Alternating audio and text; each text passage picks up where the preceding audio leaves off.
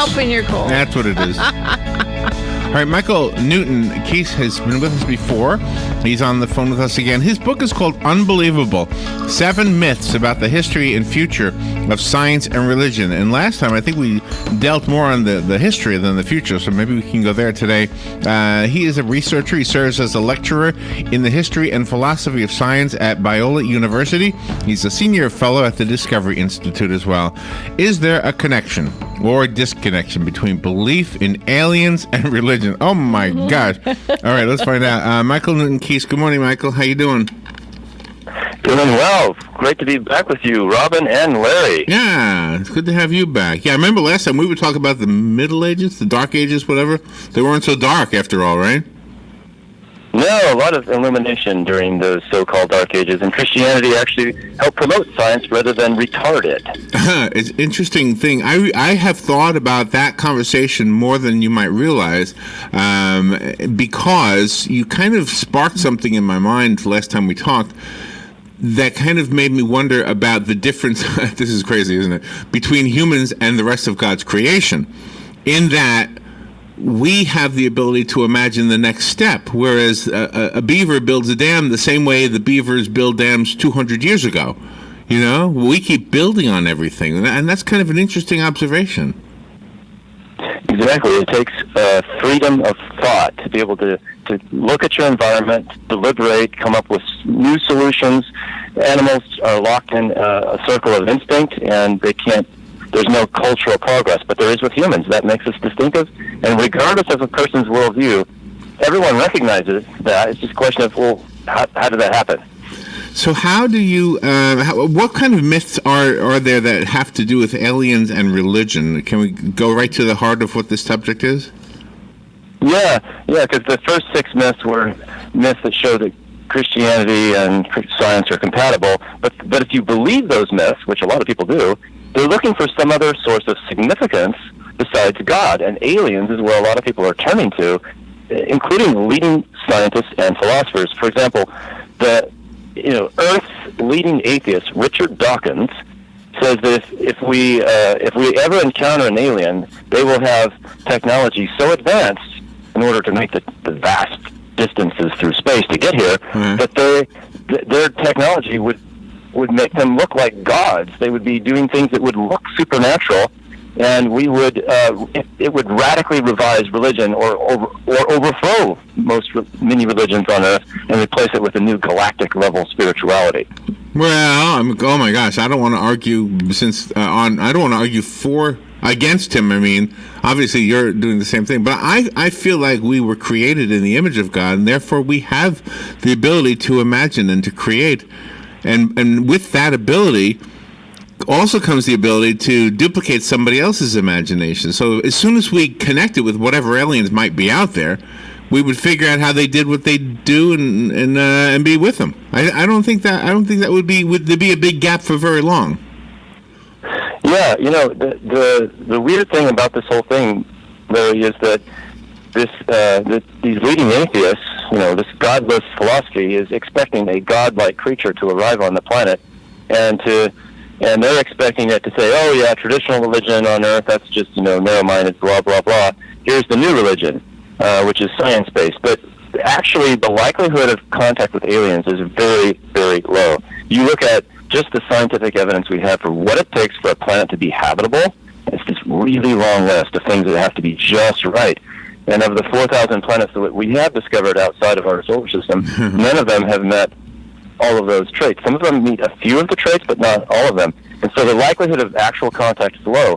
But what they're saying is, well, if there is some kind of appearance on Earth of some supernatural-looking creatures, regardless of how supernatural they look, we're just going to stick, as atheists, we're going to stick with our story that they're just aliens, even though the scientific evidence is against aliens ever making contact with us. So that's the dilemma. Right, but just to be the devil's advocate for a second, if there was another living creature that came here from some planet some distance away, that creature would have been created by the same energy that created the dandelion in my yard. I mean, it's still part of God's creation. I don't understand how that disproves God. It's kind of a backwards devil's advocate position.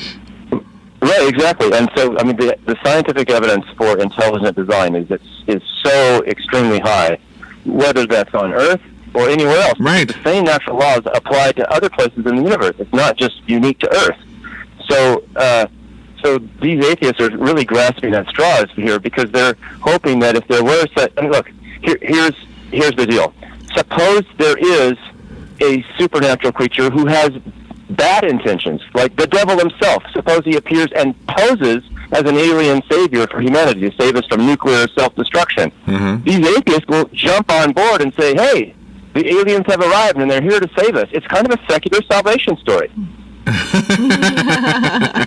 Yeah, you're right. And it does seem to me, though, I believe there would be a confrontation because throughout history, the people that are here on this planet, every time they discovered a new world, they wanted to wipe out the civilization that was there and take it over for themselves. So do you think that would be the attitude if the aliens are really here? Yeah. Well, that remains to be seen whether anything like this would ever happen in our lifetime. But if this kind of event happened where there was, some super powerful creature that arrived on the planet and started kind of trying to make changes here, there's going to be, again, two fundamentally different interpretations. The naturalistic interpretation, it's just aliens, which, again, I already said the scientific evidence is strongly against that, or the supernatural interpretation. And whether it's the devil himself or Jesus, second coming, as Christians expect. Actually, Christians expect both. If you look at the book of Revelation, then it's a matter of, okay, what kind of creature is this? Natural, supernatural? And if supernatural, is it good or bad? And this is going to be very controversial if it happens. Well, and if it's a myth, then it's not even real. It's one of those weird things, huh? So when we look at myths of the past, like when you talked about the Dark Ages last time, it was really fascinating because you brought out the truth. The truth is that it's never been dark. There's always been light. I don't mean the light from the sun, although it's kind of the same thing because it is your thought is the ability to create. It's an unbelievable thing that most people don't realize. Even an atheist who doesn't believe in God is using his or her imagination. They're using that power to create that very thing that the Creator gave them and used to make them. Exactly. As I follow the scientific evidence, it points to a designing mind that had to create the basic kinds of life, even the planet, to make it habitable, and then to give us the ability to do things like science. And then when I connect that with historical evidence, I think there's historical evidence for the resurrection of Jesus. So I am a Christian, Me too. but as one who studies science won't tell you who the designer is. That requires additional information. And I think it's there in areas outside of science, just from human history. And do you think that with all these advancements that SpaceX is doing and NASA about their determination to go to other worlds, that they might be disappointed if they don't find alien life? Well, one NASA historian said religion in the universal sense is finding something higher than yourself that you can admire and bow down to, at least metaphorically. So people are looking for something to fill that void in their heart. And if they're really hacked off at the idea of the God of the Bible or a traditional theistic religion, they're going to fill that gap with something.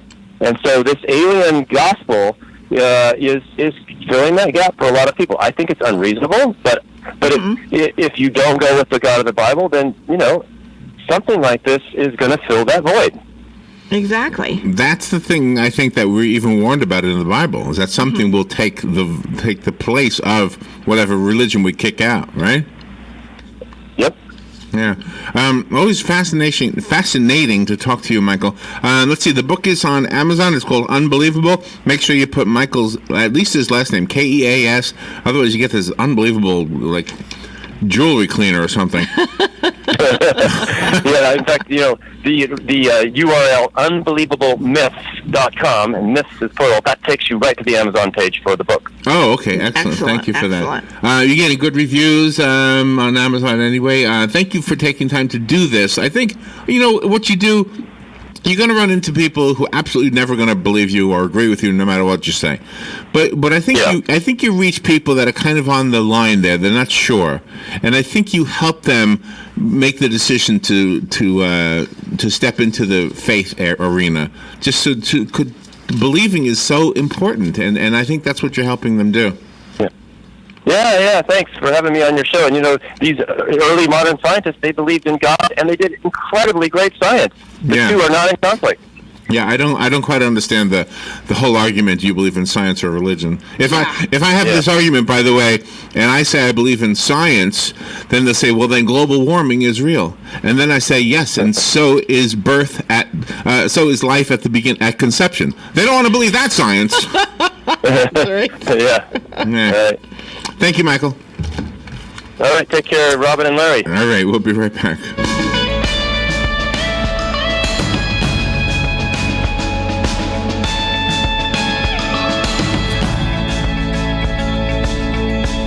Broadcasting from the Paddock Mall Studios, this is WOCA, Ocala, Gainesville, The Villages, 1370